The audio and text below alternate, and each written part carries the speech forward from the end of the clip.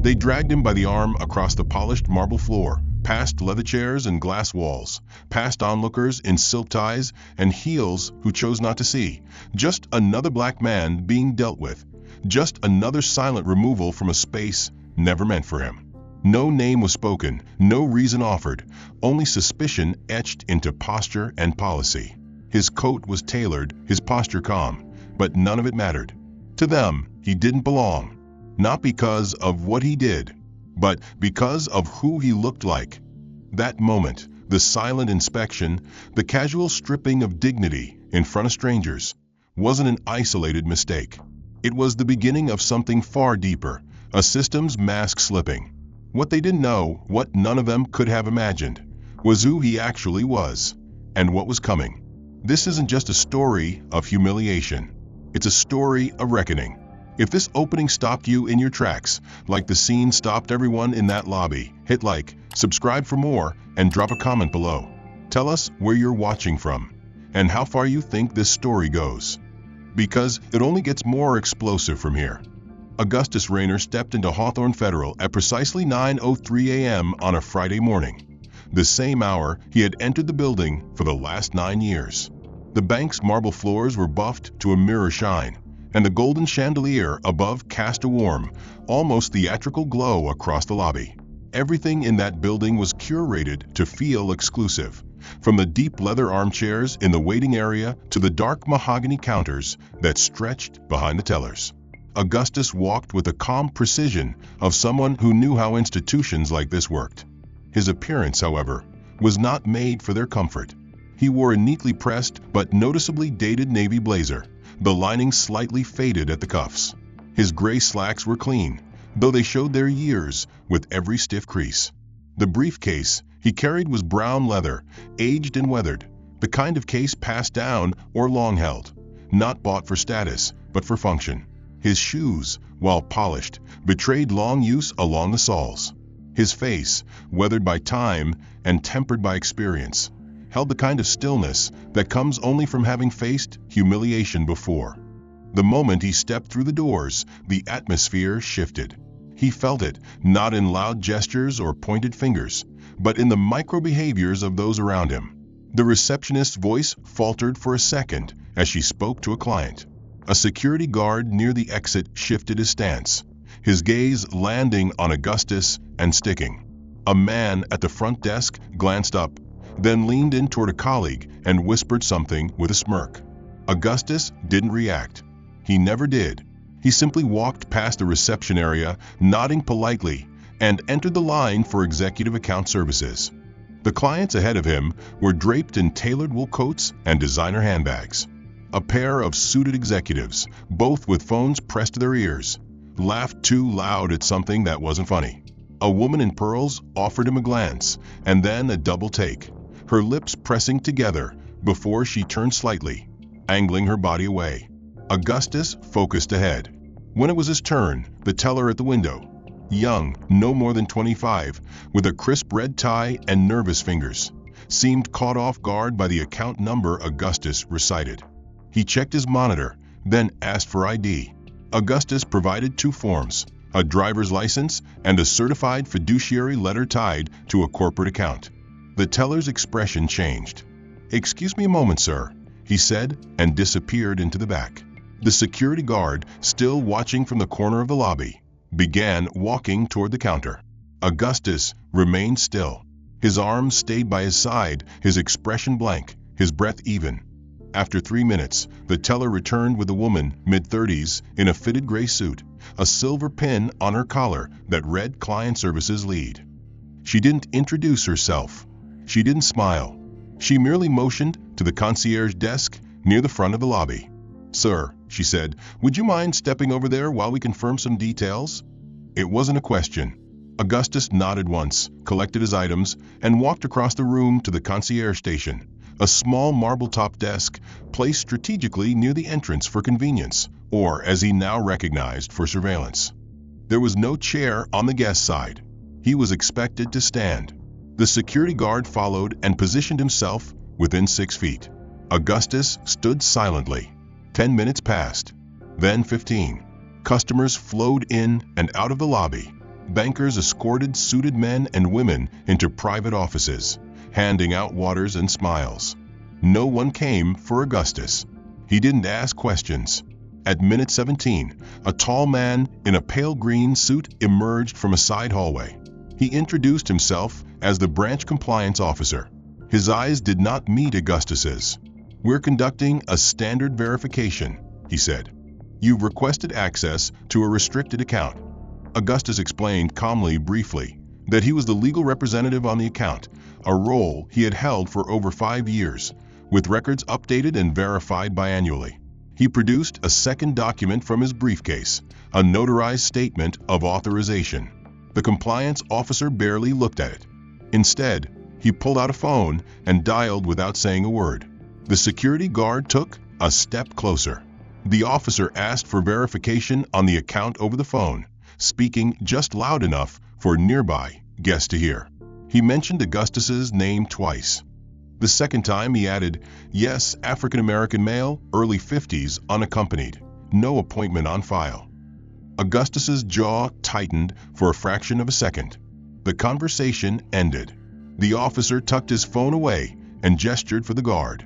"Let's move him to conference room C," he said. Again, it wasn't a request. Augustus was escorted through the open lobby, past the eyes of half a dozen employees and 24 clients. No one spoke. No one offered help. He was led to a narrow hallway in the back of the branch and placed in a windowless conference room with a flickering fluorescent light, and no decor save for an outdated compliance poster taped to the wall. The guard stood outside the door, arms folded. Augustus sat in a worn leather chair. He waited another 20 minutes. No one brought him water. No one offered an update. He could hear footsteps outside. Once, someone laughed, loud and sharp. He broke away from the column where he had been stationed and intercepted Augustus before he could reach the head of the line. The guard's posture was relaxed, but there was a tension behind his voice, a practiced attachment meant to deliver authority without force. He informed Augustus that he had been flagged for an additional security screening. No reason given, no document presented, just a polite insistence that he step aside and follow a different process. Augustus hesitated, not from fear, but calculation. He looked beyond the guard to the teller booths, where the staff pretended not to notice. The man behind the counter, who had once smiled at him when cashing corporate checks, now focused so intensely on his computer screen that it seemed he might burn through the monitor. Augustus nodded and followed. He was led not to a private office or a dedicated conference room, but to a low table near the customer waiting area, directly adjacent to a large arched window where natural light spilled in and revealed every crease in his coat, every tired line on his face. There was no privacy, no partition, no cushion. Just 2 hardback chairs, one occupied by a different woman this time. A compliance intern with a lanyard clipped to her sweater and eyes that wouldn't quite meet his. The guard remained standing, positioned like a statue just behind Augustus's left shoulder. The intern began asking questions. Routine ones at first. Name, account number, purpose of visit. Augustus answered each calmly. Then came the repeated requests. Clarify your association with the trust. Explain your authorization again. Describe the origin of the funds. Provide documentation again. Augustus laid the same folder on the table. The intern flipped through it without urgency, making pointed notes in a notepad. At one point, she frowned at the legal firm's seal and asked him to spell it slowly. He did. The questions grew more specific. Had he received permission to act as the trust's executor this week? Could he verify it verbally with a partner from the firm? Did he have a phone number for someone on retainer? Augustus responded with the patience of someone who had navigated bureaucracy too many times to be surprised. Yet each answer led to more suspicion, not less. At a nearby table, 2 elderly women sat with coffee cups and bank documents, glancing over with increasing frequency. One of them whispered something to the other, and both stared at Augustus like he had wandered into the wrong part of town. The guard still hadn't moved. When the intern asked if she could contact legal herself, Augustus agreed. She stood and walked off, taking the documents with her. leaving Augustus in plain view of the lobby. The pause between her exit and her return stretched thin. 5 minutes passed, then 10. The receptionist leaned in to speak with the concierge, her eyes on Augustus the entire time. A man in a charcoal suit walked past with his arm around a client, laughing as if the room were a cocktail lounge and not a business floor. No one approached Augustus. No one acknowledged him. Eventually, the intern returned, flanked by a second guard and a tall man in a patterned vest, who introduced himself as a regional operations director. He didn't sit. He explained, loudly enough for those nearby to hear, that there had been confusion regarding Augustus's access level. He requested that Augustus produce a second set of identification. Augustus did so. The man examined both IDs with an exaggerated pause, then whispered something to the second guard. Without warning, the guard stepped in. One asked Augustus to stand. The other gestured toward a metal detector that had been wheeled in from a back hallway. Augustus complied, though the movement sent an unmistakable ripple through the lobby. He removed his coat, then his belt, then emptied his pockets. Everything was laid bare on the cold table in front of him. His wallet, keys, a pocket notebook, and a small box containing the same fountain pen as before. The pen was examined again. This time, one guard clicked it open, sniffed it, then wiped it on a cloth like it was something toxic. A woman near the teller line gasped audibly. No alarm had sounded.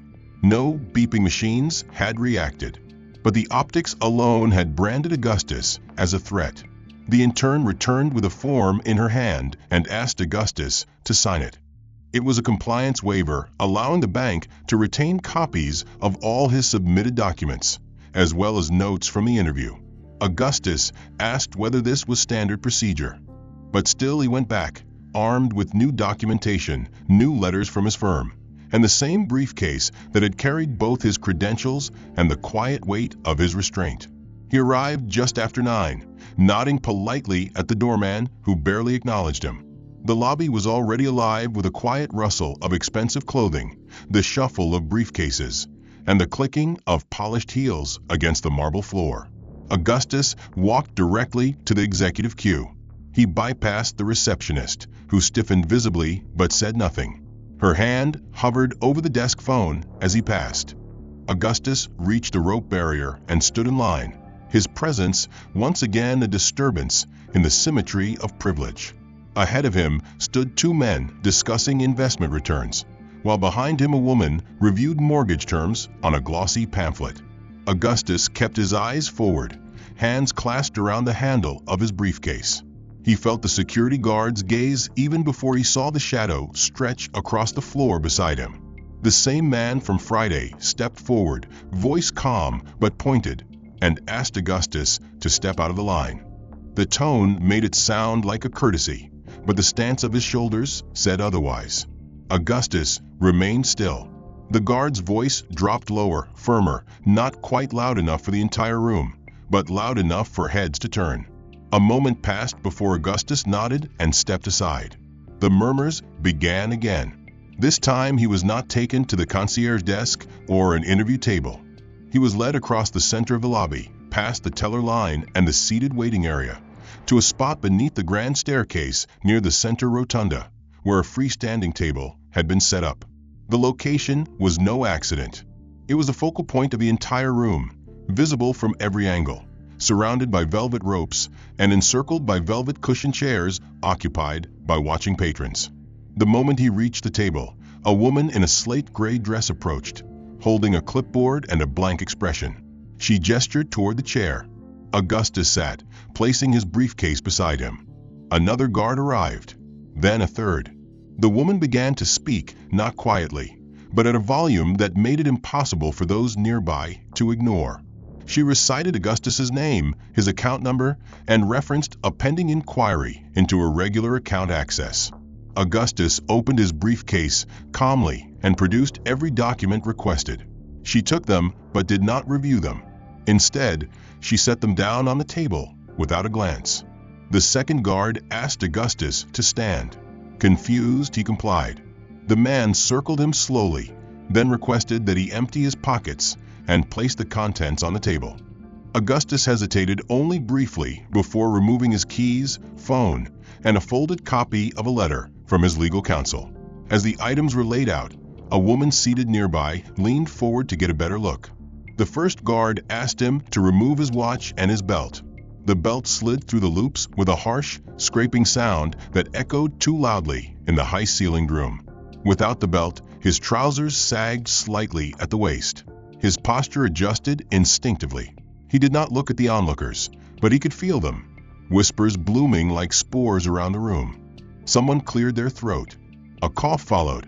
A small child pointed toward the table and asked a question that was quickly hushed by a parent.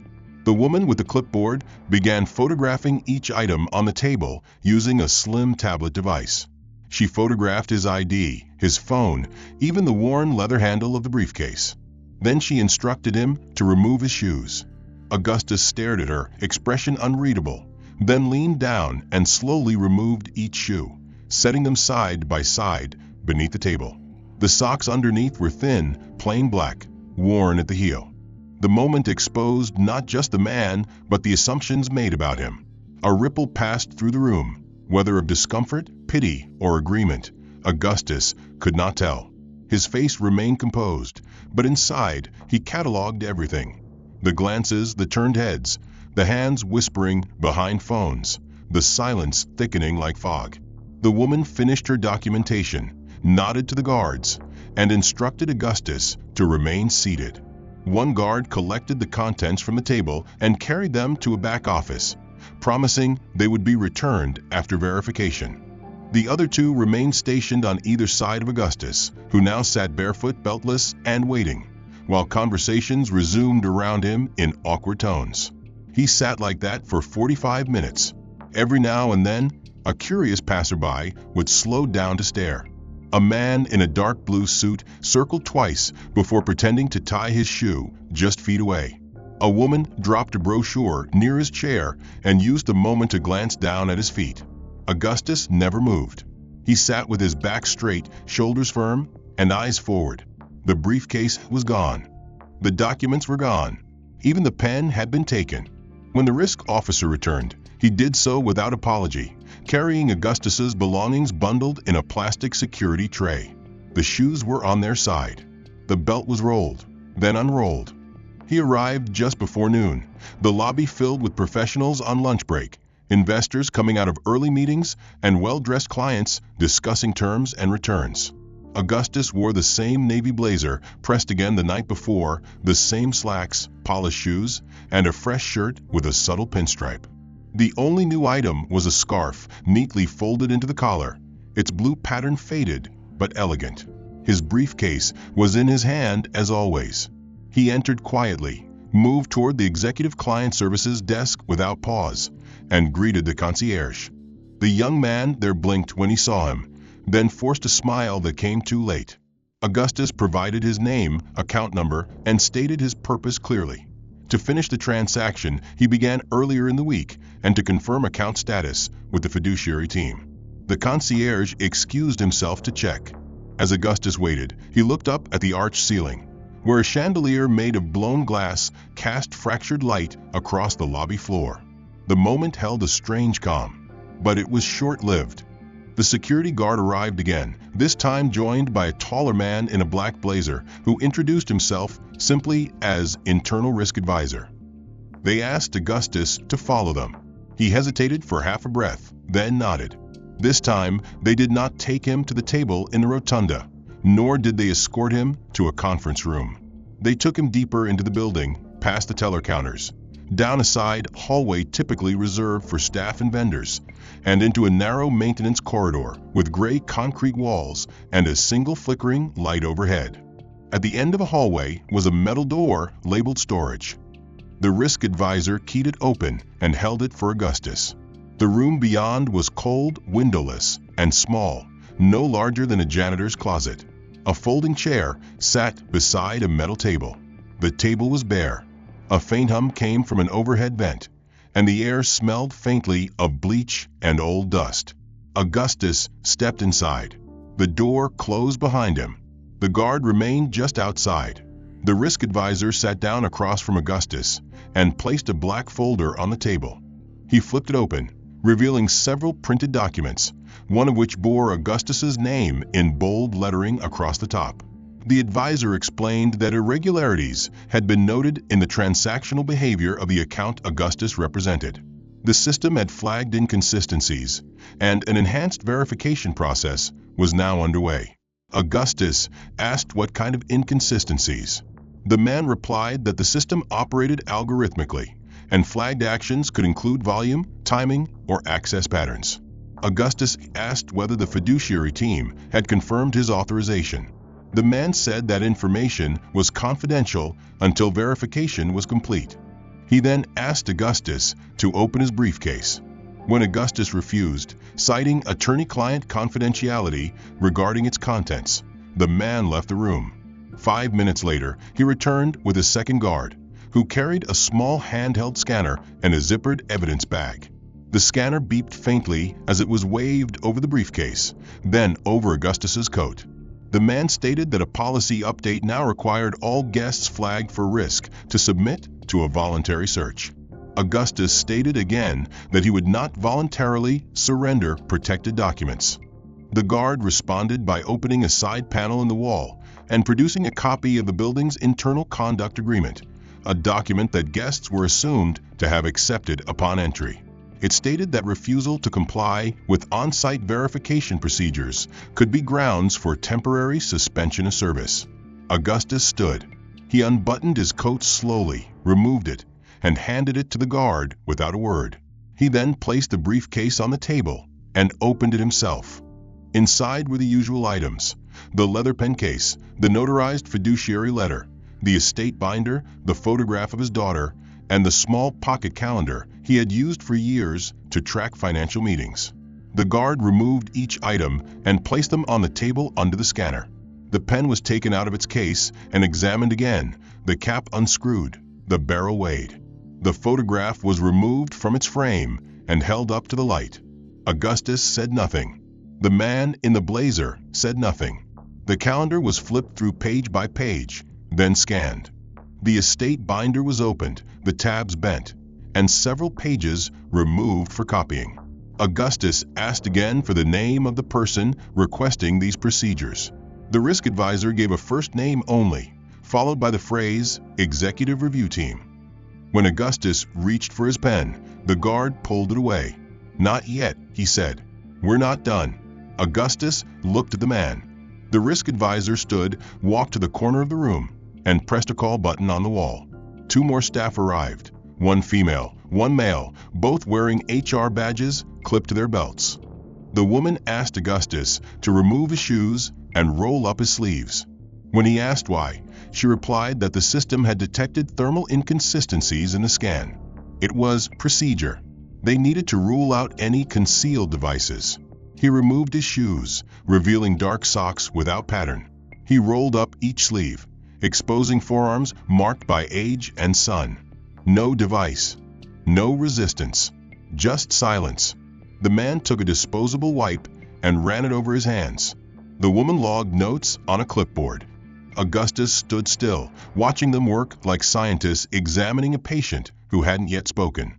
The pen was capped but bore a small scratch along its barrel that had not been there before.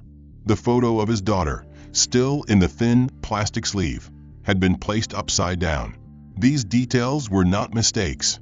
They were signals, precise and deliberate, meant to convey a message of control. They had gone through him piece by piece and returned him incomplete. He sat for an hour, reading and rereading the documents, searching for something he could fix, something he could prepare to do differently next time. But every action he had taken had followed protocol. Every word he had said had been restrained, respectful, measured. It had not mattered. The next morning, he returned to the bank one last time. The air was brittle with cold, and the sidewalk outside the bank glistened from a light frost. He wore the same coat, the same scarf, the same shoes, all now faintly marked by the passage of humiliation. When he reached the main doors, the same receptionist sat behind the desk. She looked up and gave the briefest flicker of recognition before her eyes moved past him. He approached the desk and asked to speak with the fiduciary account officer. She typed his name into her screen, then paused. A second passed, then a third. She frowned and typed again. Then she looked up, face neutral. "I'm sorry, there's no record of an appointment." Augustus nodded. "I didn't schedule one, but my account details should be in the system. Could you check access logs for this account number?" He handed her a small card with the account identifier printed clearly. She took it, typed again, and stared at the screen longer this time. The seconds stretched. She glanced sideways at the manager's office, then at the security guard by the vault. "Would you mind waiting in the seating area?" Augustus nodded again and moved toward the line of leather chairs beneath a gilded bank history mural. He sat and watched the room, noting the small changes. New signage above the service counters, a fresh flower arrangement on the concierge desk, a different uniform on the security guard, same man, but now with a patch that read senior watch. He waited 20 minutes. The receptionist did not wave him back. No one approached. He stood and returned to the desk. "Has someone been assigned to assist me?" She stiffened, then whispered into her headset and turned to her monitor again. This time, she spoke more formally. "Sir, I'm afraid we're unable to locate your client profile. It's possible the account has been archived or moved to legal review. That process is managed off-site." Augustus remained calm. "Would it be possible to speak with a supervisor? Someone from client records?" She shook her head. "I'm sorry. I don't have access to internal audit scheduling." She returned his card without meeting his eyes. Augustus turned away, walked to the corner of the lobby, and took out his phone. He dialed the number for the estate firm that managed the fiduciary trust. A receptionist answered. When Augustus gave his name, there was silence. Then, the woman returned and said the case had been reassigned to a different partner. Augustus asked who had made that decision. She didn't know. He asked when the change had been processed. She said it happened 2 days prior. He asked for a copy of the reassignment document. She said it was marked as internal only. He hung up and sat down slowly, his hands pressed against his knees. The walls of the bank seemed to breathe around him now, silent and heavy. People passed by without noticing him. An older woman dropped her coat near his chair, and when he bent to help her, she took it from his hand without thanks and walked on. Augustus stood again and approached the manager's office. The glass was frosted, but he could see movement inside. He tapped lightly. The man who opened the door had a practiced expression of empathy, the kind designed to resolve conflict without admitting fault. "Can I help you?" Augustus repeated his request to confirm the status of his account. The manager asked for his name, then checked the screen on his tablet. "Sir," he said after a moment, "I'm sorry, but your name doesn't appear to be associated with any active accounts in our system. If you believe this is an error, you can submit a request to corporate resolution." He offered a printed form and a pen. Augustus looked at the paper. It was blank except for the title, Service Reinstatement Inquiry. The line for the account number had already been filled in, with red ink crossed out. He looked back at the manager. Was this done internally? His profile had been deleted from the client database. His name removed from internal directories. His contact history wiped clean.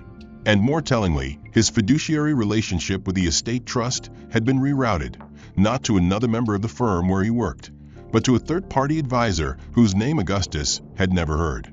The firm refused to explain, citing privacy policy. The bank refused to acknowledge his inquiries, referring him only to forms that no longer accepted his account number. The legal status of his authorization remained intact on paper, but with no institution recognizing it. It became a hollow credential. Without a platform, even truth could be muted. Now, sitting in the fading gray of late afternoon, Augustus reflected not on the damage done to his portfolio, but on the method used to reduce him to silence. It had not been an explosion. It had been a slow suffocation. Every time he had spoken, they had listened just enough to document his presence, then ignored the content of his words. Every document he had submitted had been received with forced politeness, only to be misplaced or folded without care. Every answer he had given had been countered with a question that assumed deceit. The system hadn't challenged him in court because it didn't need to. It simply isolated him, waited for fatigue to set in, and quietly cut the cord that tethered him to recognition. And so Augustus rose from the bench, briefcase in hand, and walked east toward the long stretch of commercial buildings lining the heart of the city. He passed luxury condominiums with tinted glass balconies, gourmet coffee shops with stylized chalkboard menus, and digital billboards that advertised wealth management firms with smiling, curated faces. He kept walking. There were no thoughts of revenge, no fantasies of exposing injustice to a world eager to listen. He knew better. The world didn't want stories like his. It wanted spectacle or statistics, neither of which his ordeal could provide. His suffering had no camera, no audience, only process. He stopped at a quiet corner 2 blocks from the bank, across from a modest insurance office, with a long glass window and a single overhead light that hummed with a mechanical flicker. He stood there for a long time, staring not at the building, but at his reflection in the glass. His coat still looked respectable, his shoes still polished. But his eyes had changed. Not broken, not furious, just emptied of expectation. That was what they had taken. Not his identity, not his documentation, not even his standing in the firm. They had taken the illusion of fairness, the last fragile layer that separated dignity from futility. He turned from the glass and walked into the narrow street beside the building, where shadows crept longer and the noise of the city faded into low hums. There, in that quiet corridor of concrete and light, he placed the briefcase down at his feet, opened it, and removed every document he had carried. He laid each sheet gently on the concrete, facing up, aligned perfectly, as if preparing for a final audit. His certifications, his letters of authorization, his legal standing, his correspondence, his professional history, all placed in a neat, deliberate grid. He stood over them, hands at his sides, as the wind stirred the edges of the paper like fingers skimming forgotten books. Then he returned each item into the case, closed it carefully, and walked away. He did not look back. He did not flinch when the wind caught one loose sheet and carried it against the chain-link fence nearby. This folder had not been carried before. It had remained in his apartment for years, stored in the bottom drawer of an oak cabinet beside his old university diplomas and state bar credentials. He had never needed it. Not until now. Not until he had been pushed from invisibility to erasure. The streets were quiet as he walked, the city still yawning into morning. Each step was deliberate. Each breath anchored him to the simple truth that he had not broken. He had bent, endured, retreated, but he had not shattered. And that distinction mattered now more than ever. As he approached the doors of Hawthorne Federal, there was no flourish, no change in his pace. The doorman nodded automatically, not recognizing him or perhaps pretending not to. Inside, the lobby was its usual parade of polished affluence. Augustus moved toward the concierge desk, where a new face waited. This young man wore a navy vest with a gold pin, and though he seemed ready to greet the next executive client with a welcoming nod, his expression shifted when he looked up and met Augustus's eyes. Before the concierge could speak, Augustus placed a single envelope on the counter. It was blank sealed and bore only one handwritten word in black ink: compliance. The concierge blinked. "Sir, what?" Augustus interrupted without raising his voice. "You will hand that to the director. You will do it now." Something in his tone did not ask for permission. The concierge hesitated, then took the envelope and disappeared through a frosted glass door behind the counter. Augustus stepped aside, standing near the center of the lobby with his briefcase at his side, not in defiance, but in stillness. He waited precisely 6 minutes.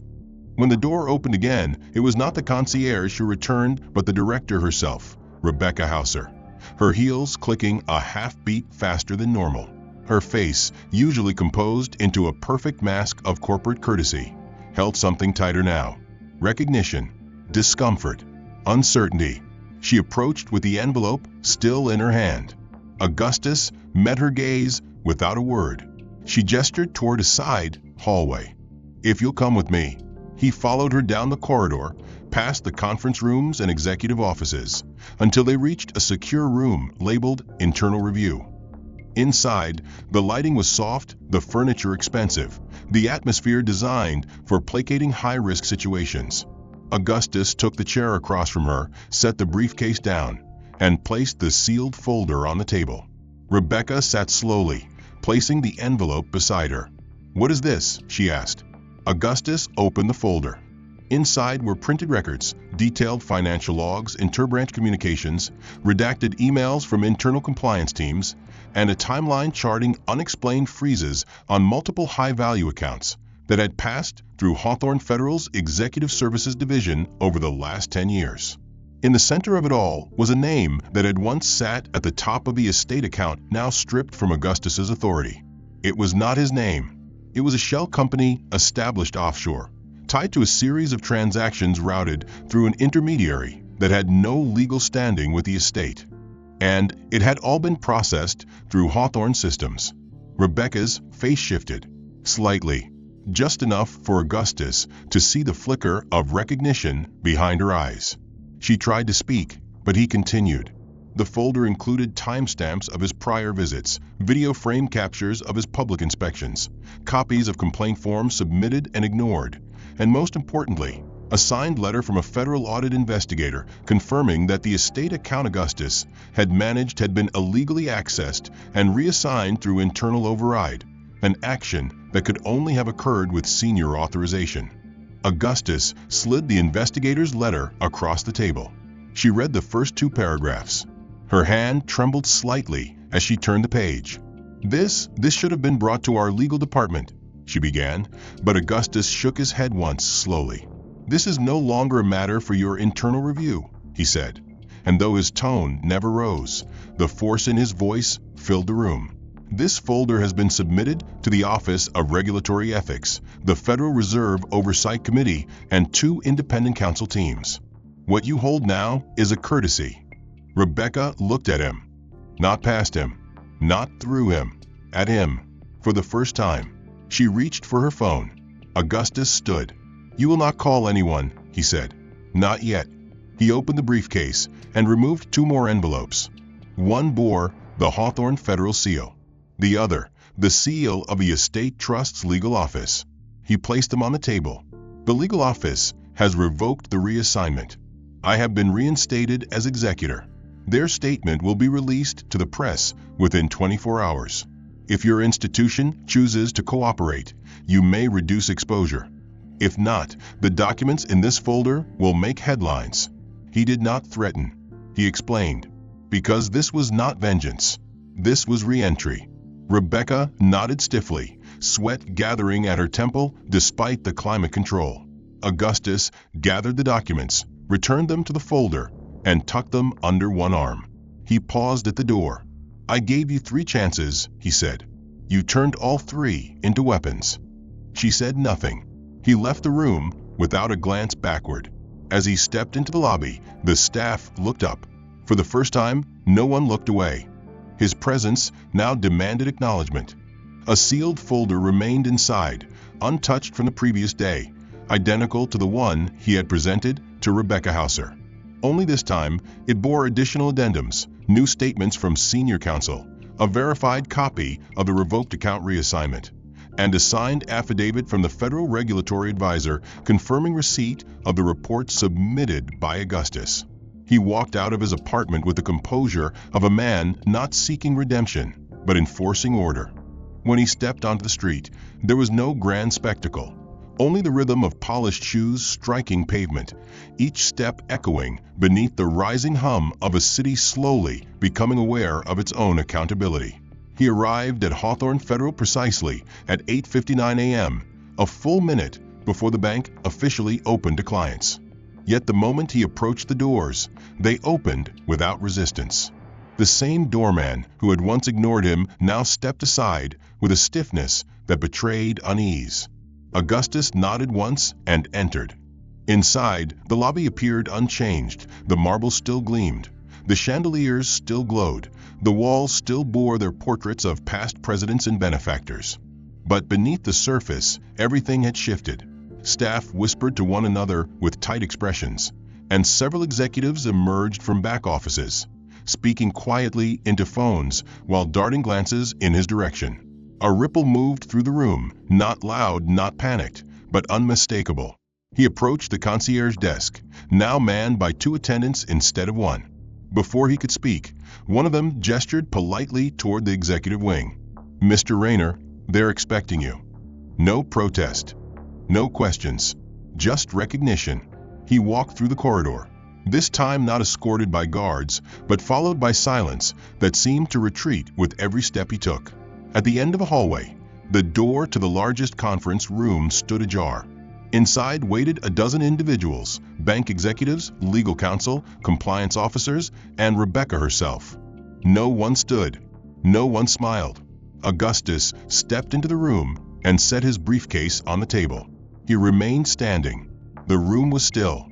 "Before we proceed," he said, his voice measured and clear, "you will acknowledge the legitimacy of my role as fiduciary executor of the Barnes Trust. You will acknowledge the institutional misconduct committed under your oversight. And you will receive, without interruption, the terms I now submit on behalf of my office." No one objected. One of the legal counsel cleared his throat, but said nothing. Augustus opened the briefcase, removed the folder, and handed copies of the documents to the 2 individuals seated closest to him. As they read, he continued, "I have submitted the entirety of this case to federal oversight. What you do here will not prevent investigation. It will only determine the severity of the consequences you face.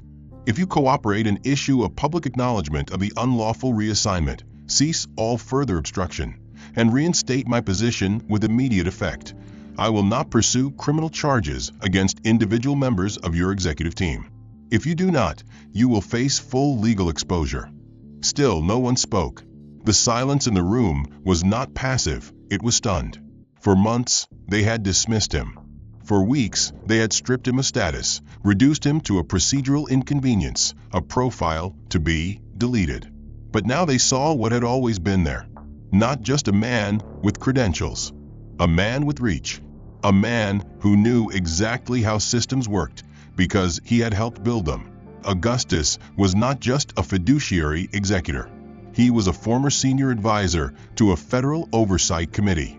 His silence had never been born of weakness. It had been patience. And now, patience had expired. Rebecca finally spoke, her voice low. "Mr. Rayner, we regret." He raised a hand slightly, not to silence her with force, but to remind her that regret was not yet earned. "You will submit your acknowledgement in writing," he said, "and you will address it to the oversight bodies listed in Section 4. He gestured to the folder. "Failure to comply will not delay investigation. It will simply make it more public." Her lips parted, but the words faltered. She nodded instead. One by one, the others followed. Heads bowed slightly, not out of shame, not yet, but out of necessity.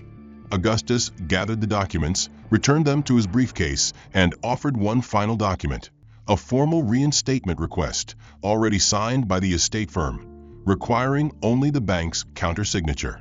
It was passed around the table, signed, stamped, returned. But Augustus had not filed complaints for attention. He had triggered a chain reaction built from years of documentation, each incident meticulously preserved, each violation cataloged with precise detail and corroboration.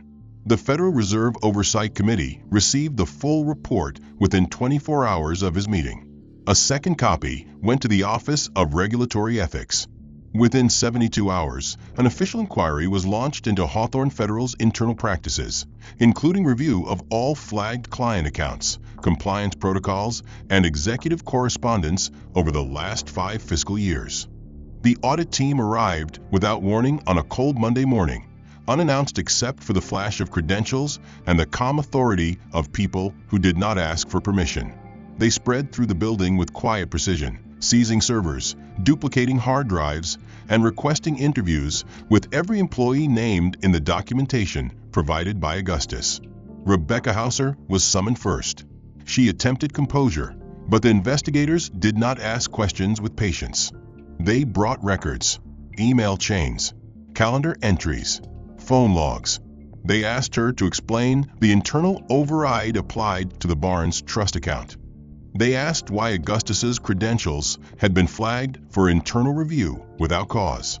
They showed her the signed document authorizing his removal, an action she denied approving until her initials appeared in digital metadata. The signature was hers.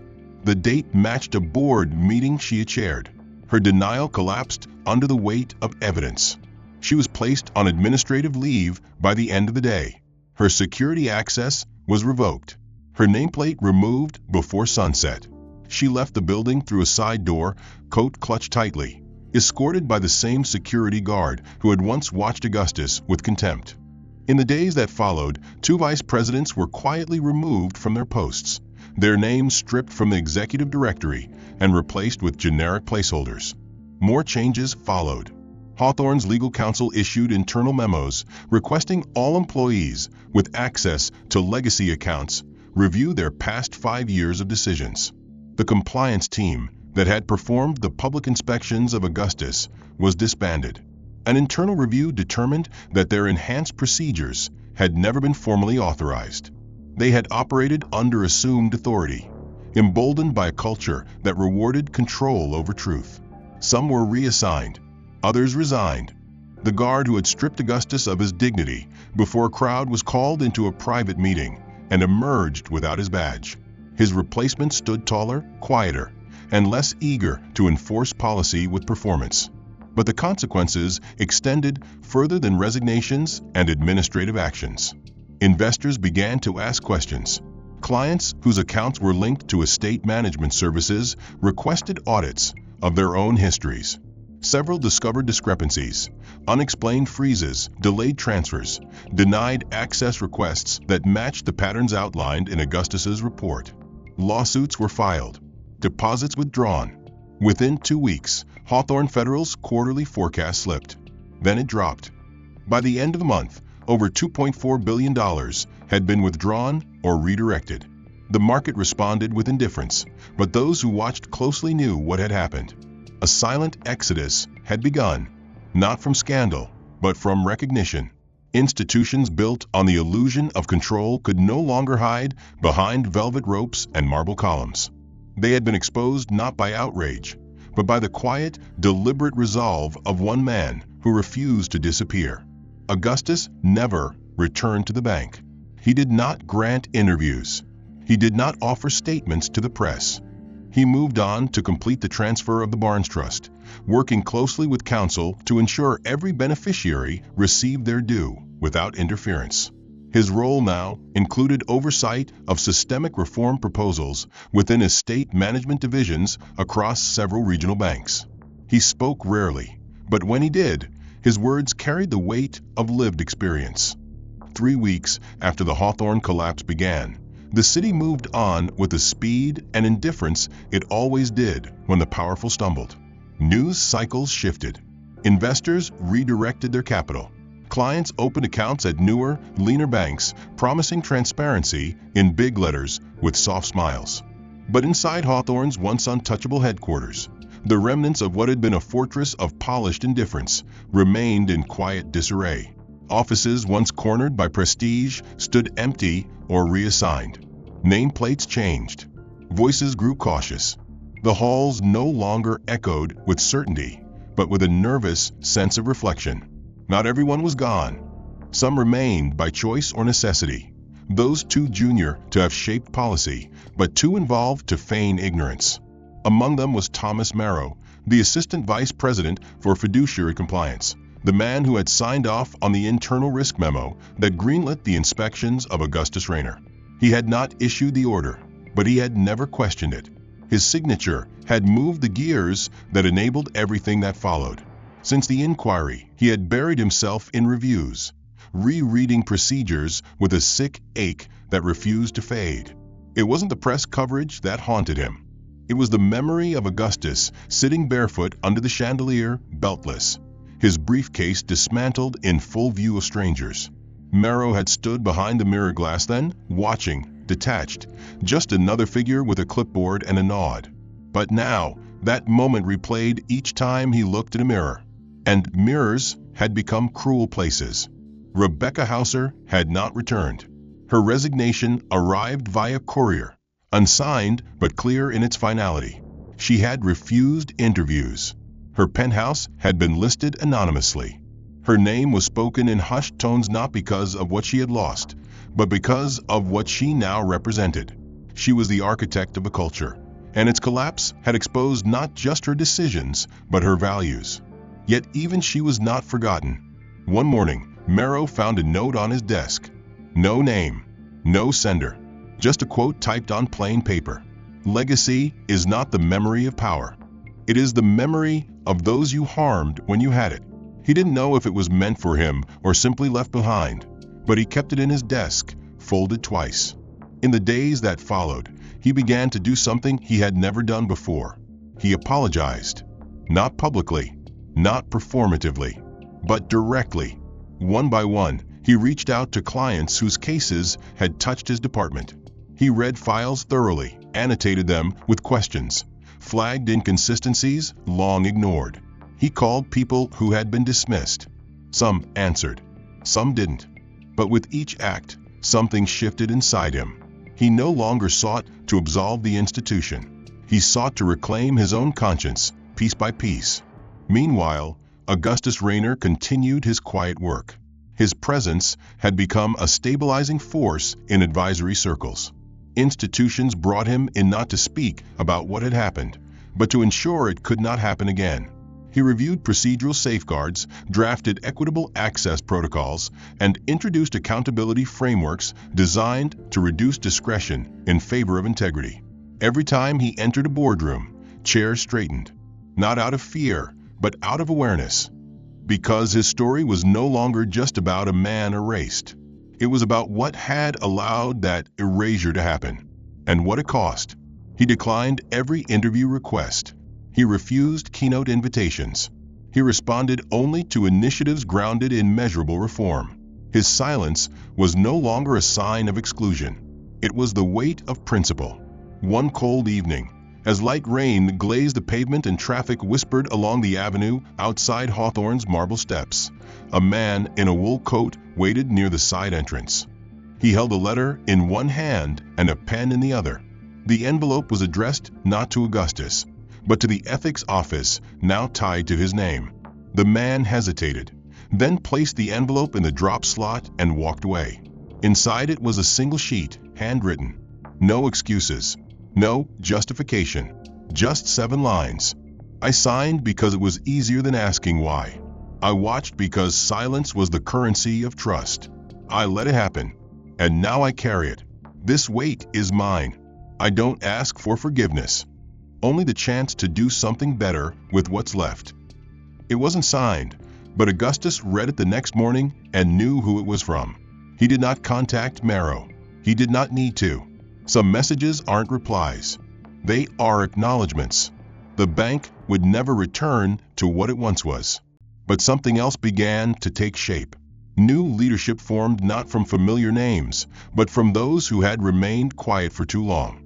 Policies were rewritten, oversight boards expanded, client review processes transformed into collaborative systems. Every update bore the quiet trace of Augustus's influence. Not always named, but always present. In time, younger staff began to speak openly about the past, not in whispers, but in conversation. They spoke about the inspection, about the deletion, about the return, and most importantly, about what it meant that someone had endured all of it without raising his voice, yet still stood taller than those who had tried to silence him. In one internal training session, a junior associate asked her mentor why Augustus hadn't gone to the press when the scandal first broke. The mentor answered simply, because he wasn't looking to shame us. He was looking to wake us up. And he had. Across institutions, across firms, even across countries, the case became a benchmark. Not for scandal, but for awakening. For the understanding that dignity is not granted by systems, but must be protected from them. That silence, when used as a weapon, becomes a blade that eventually cuts its wielder. And that power, when unchecked, does not just harm the powerless. It erodes the soul of those who wield it. Augustus Rainer remained what he had always been: principled, persistent, and unbroken.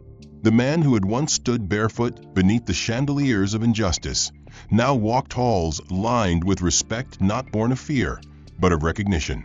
He had reminded them all that the true measure of a system's strength is not in how it protects the powerful, but in how it serves the unseen. And in that reminder, he changed everything. Not with force, not with vengeance, but with presence, with truth, and with the quiet, unwavering dignity of a man who refused to disappear. The end. If you're enjoying this powerful story of justice, redemption, and resilience, make sure to like and subscribe so you don't miss what's coming next. Your support helps bring more meaningful, thought-provoking narratives to life. What do you think about the plot so far? Did any part of Augustus Rainer's journey resonate with you? We'd love to hear your thoughts. Drop a comment below and let us know where you're watching from. Let's talk about how the story made you feel and what justice means to you.